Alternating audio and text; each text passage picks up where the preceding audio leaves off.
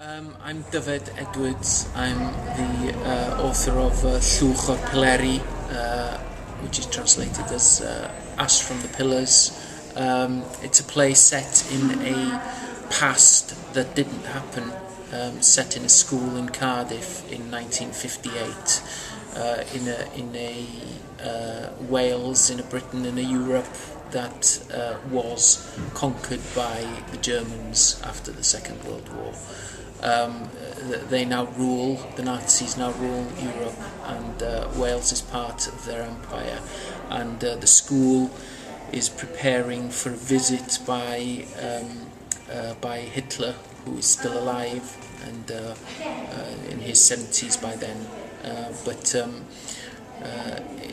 it's a play about power, it's a play about trust, because it involves three characters, a teacher and two pupils, and basically they've all been tasked to find a betrayer.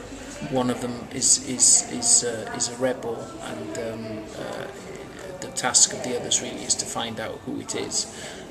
So we're starting the rehearsal process now, so looking forward to doing that with the cast and the director.